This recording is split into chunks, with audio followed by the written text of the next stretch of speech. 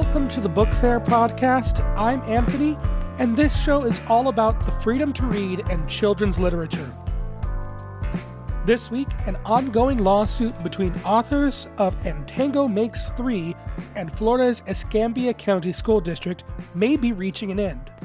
Scholastic prepares to launch a major marketing campaign for Dave Pilkey's Dog Man, coinciding with the movie adaptation's release.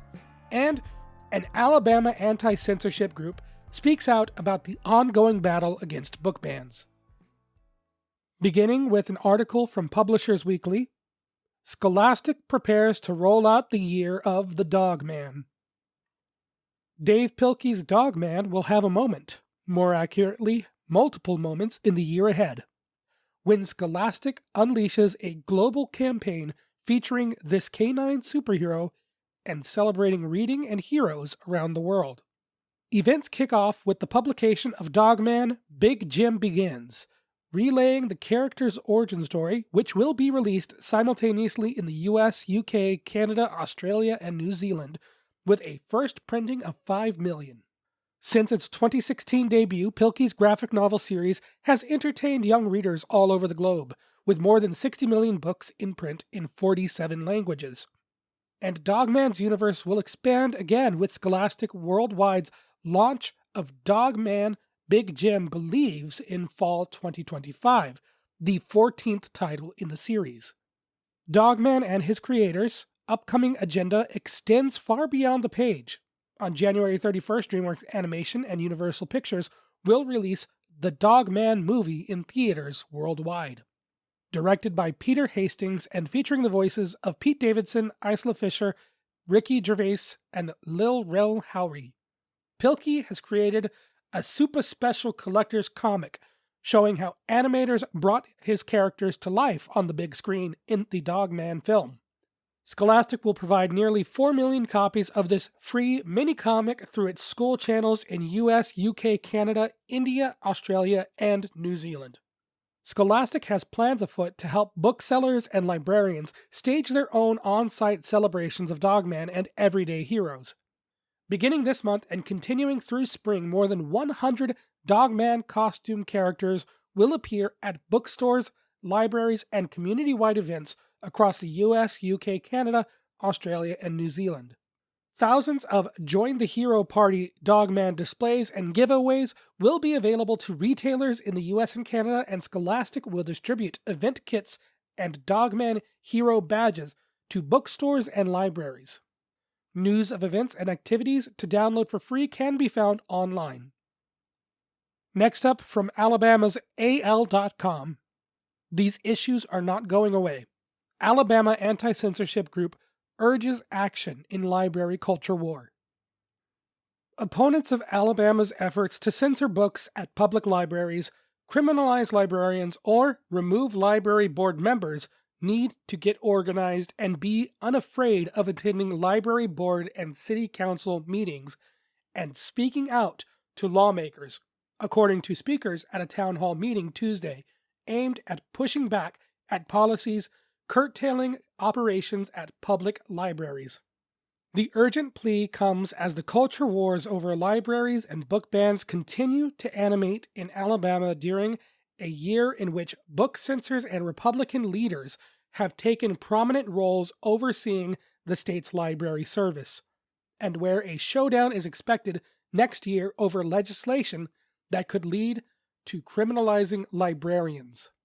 It also comes at a time of a stark divide between groups like Clean Up Alabama, which alleges that libraries are filled with inappropriate content for children, and Read Freely Alabama, which argues that the entire objection over family-friendly libraries is a ruse aimed at eliminating content they find disagreeable. Quote, "These issues are not going away," said Ann Johnson, chair of the Fairhope Library Board. Quote, "They may accelerate in the next few years." End quote. The urgent call comes as the anti-censorship nonprofit group Read Freely Alabama is preparing strategies to combat legislation in the spring that could equate libraries with adult bookstores when it comes to enforcing obscenity laws. Under HB4, the same obscenity laws that apply to the stores that sell XXX rated content would extend to public and K-12 libraries and would require librarians to remove material if it's challenged by anyone who views a book to be obscene or harmful to minors. The legislation also applies to activities within the library that exposes a minor to someone who is, quote, dressed in sexually revealing, exaggerated, or provocative clothing or costumes, or who is stripping and engaged in lewd dancing. The bill, if adopted, would criminalize drag queen story hour events that have taken place before in Alabama. Angie Hayden, co-founder of Read Freely Alabama and a Prattville woman, where the culture war over libraries is now part of a federal lawsuit called HB4, a terrifying bill that is pushed by extremists who are not being pushed back against by the public. Quote, "That's why gatherings like this are important," she said. "Most people are not aware of what is happening. These extremists, if we don't show up, we are handing everything over to them. The thing about extremists is they are dedicated, whereas the more reasonable majority is falling short as we are not as dedicated, loud, and consistent. This is where we need to be better." End quote.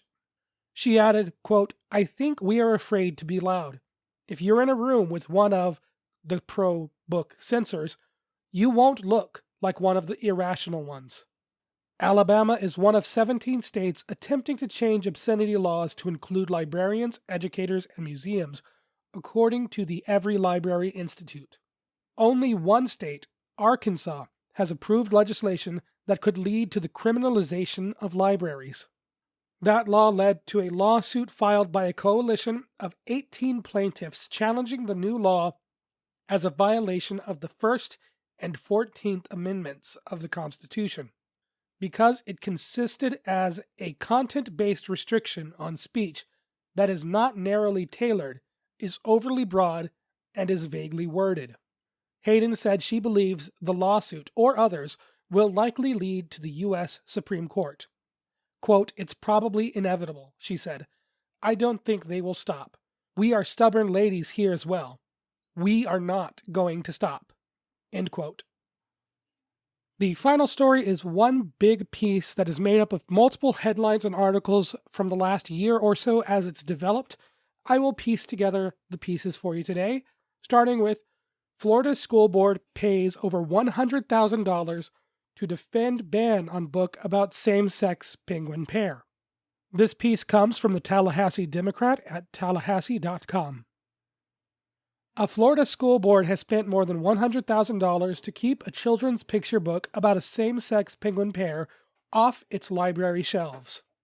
The Escambia County School Board has paid a law firm at least $107,000 to defend the removal of And Tango Makes Three after a federal lawsuit was filed by its authors, and that doesn't take into account the flurry of legal activity over the summer. The last expensed services in the documentation were from June.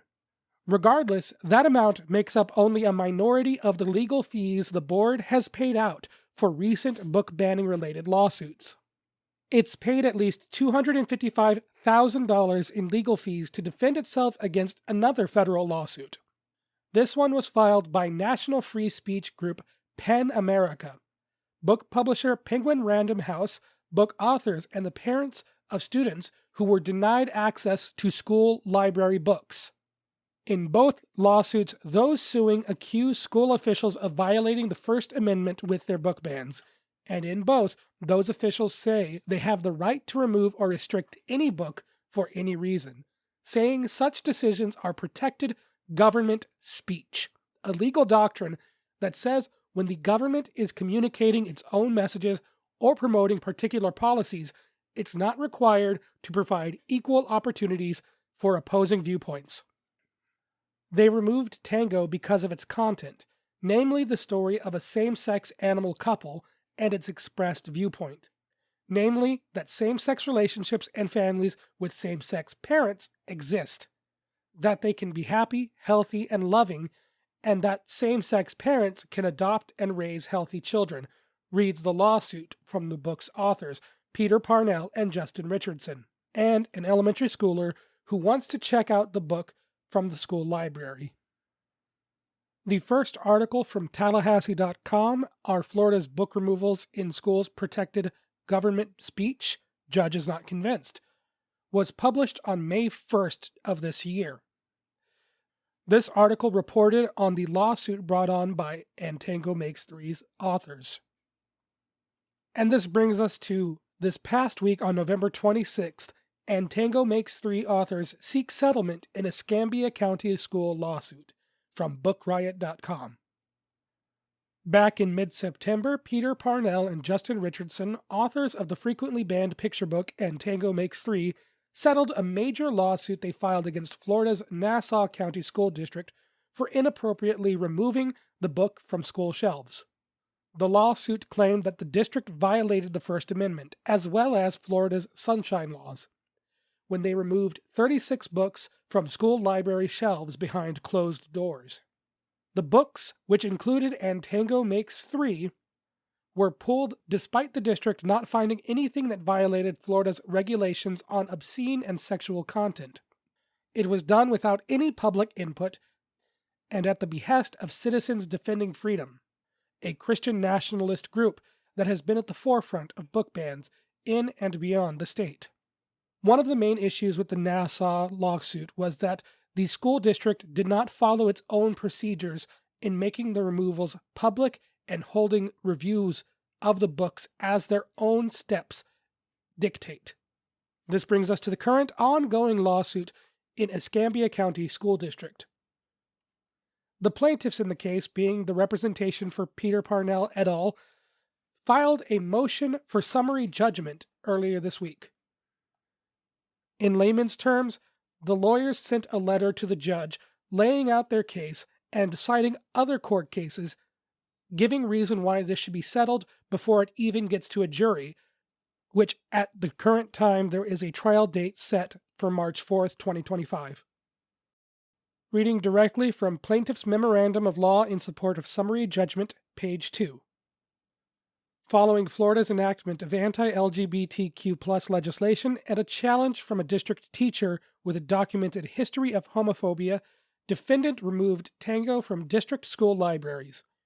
There is no dispute that defendant did so because Tango depicts a same-sex relationship, a viewpoint discriminatory justification prohibited by the First Amendment and defendant's own policy. The 3 board members who voted for removal ignored the uniformly positive professional reviews of Tango, the overwhelming public expressions of community support for the book, and the multitude of recommendations by the district's own book review committees that the book remain in the district's elementary school libraries. As the court has recognized, the board members' motives in removing Tango is the factual heart of plaintiffs' claims. When providing their own basis for removing Tango, the removal board members did not raise a single concern about the book's pedagogical or educational value and offered no basis to find the book inappropriate for elementary school students. The board has acknowledged that the removal board's members' motives are solely those stated on the record, and their only on-the-record justifications for removal demonstrated animus towards Tango's positive LGBTQ+ viewpoint. In addition, the removal board members were in consistent contact with the district teacher who challenged Tango and never disavowed the anti-LGBTQ+ animus she expressed about Tango or the LGBTQ+ community generally. Their decision followed a pattern and practice of removing or age-restricting every LGBTQ+ book appealed by that teacher, despite recommendations to the contrary by district committees specifically appointed to evaluate book challenges. Nor did the removal board members take issue with other picture books in district elementary school libraries that are materially identical to Tango in all respects but one. They depict opposite-sex couples. The letter includes screenshots from other books that show very similar pages and descriptions and text to that found in Tango Makes Three. However, the only difference being that other books portray a male and female penguin, whereas Tango depicts 2 male penguins. If you wish to check out these pictures for yourself, you can check out the motion for summary judgment. It is available publicly, or you can go to Blue Sky and follow at BookFairPod, where I will be posting this along with links to all relevant materials. Continuing on, such blatant viewpoint discrimination violates the First Amendment under any applicable standard, whether under Board of Education, Island Trees Union Free Speech District Number 26 v. Pico, etc., etc., etc., or traditional First Amendment forum analysis. Courts apply the First Amendment's mandate of government neutrality in our educational system, where essential to safeguard the fundamental values of freedom of speech and inquiry. For more information about this, you can always check back on the Book Fair podcast, where I will be reporting on this story as it updates. I wouldn't be surprised if the judge declines a summary judgment and takes it to trial in March, but in the meantime, you can check Blue Sky at Book Fair Pod for further updates, as well as continue listening to the Book Fair podcast wherever you get your podcasts. Now, let's move on to recent releases. First up is My Fairy God Somebody by Charlene Allen. 16-year-old Clay Mitchell is excited for her internship with the prestigious summer journalism program in New York City. Not only will the position help her get a leg up in her future career, it also provides the resources to delve into the mystery surrounding the deadbeat dad she's never met, whom her mother refuses to talk about. All she knows is someone who she assumes is related to her father has been acting as her fairy god somebody and providing her mother with financial help. In New York City, Clay tracks down her mystery benefactor, only to realize there's more to her family history than she expected. Meanwhile, she helps her new friends navigate their own challenges. 18-year-old Joel is planning her upcoming wedding while keeping it a surprise from her parents. And 17-year-old Niz plans to complete a bucket list before she loses her eyesight due to glaucoma. Though Allen packs this lively and heartfelt story with a few too many plot lines, the relatable characters and Clay's search for the family she's never known drive this entertaining piece that explores concepts surrounding Black freedom schools and the importance of journalism. This book is recommended for ages 13 and up. Next up, Wolves at the Door by Steve Watkins. Tween Asta and her younger sister Pieta and their mother flee their East Prussian home of Königsberg in the final months of World War II, before Königsberg is raided by Soviet forces. They arrive at their grandparents' farm in the countryside, hoping they will be safe there. But when the order comes for the rural sectors to evacuate, and their grandparents are killed before they can escape, the family of three are forced to evade capture. Traveling through the woods, battling harsh winter conditions, and eventually joining thousands of others jockeying for passage across the Baltic Sea. When their vessel is torpedoed, their mother ensures their survival by getting them into a lifeboat before going down with the ship. This glimpse into what it was like for those living in and fleeing from war, based on the real-life history of the thousands of orphans left to fend for themselves during World War II, as addressed by Watkins in a historical note, is finely detailed and beautifully told. While depictions of Asta and Pieta's struggles are heart-wrenching, their fierce sibling bond and inherent kindness towards others is an aspiring through line to this powerful tale. This book is recommended for ages 8 to 12. And finally, a brief shout-out for Haunting of the Ghost Dragon, Dragon Masters number 27, by Tracey West, with illustrations by Graham Howells. Zoltan, an evil wizard, has stolen a dream orb. With the orb, Zoltan has access to the dream world, a place that is forbidden to all wizards. Drake and Bo travel to Zoltan's castle in Gothica to stop him. There they meet Dragon Master Sandor and his ghost dragon Phantom. Is Phantom a ghost or a dragon? Can Drake and Bo find the orb and stop Zoltan before he opens the Dream Gate? With engaging black and white artwork on every page, kids won't be able to put this page-turning adventure down. This book is recommended for ages 6 to 8. And this wraps up another episode of the Book Fair podcast. Thank you so very much for listening. If you want to help the podcast grow, the easiest and best way and freest way to do so is by leaving a review or rating wherever you listen to your podcast. The Book Fair Podcast is now on YouTube, so you can subscribe at the Book Fair Podcast. You can also like, subscribe, etc., and most importantly, share the podcast with any friends, educators, or a young reader in your life. There is also a Blue Sky account at Book Fair Pod, where all links and resources are posted, as well as at patreon.com/thebookfair. Following is free and is not necessary to pay to access any resources posted there. Again, thank you so very much for listening, and as always, I'll talk at you next time.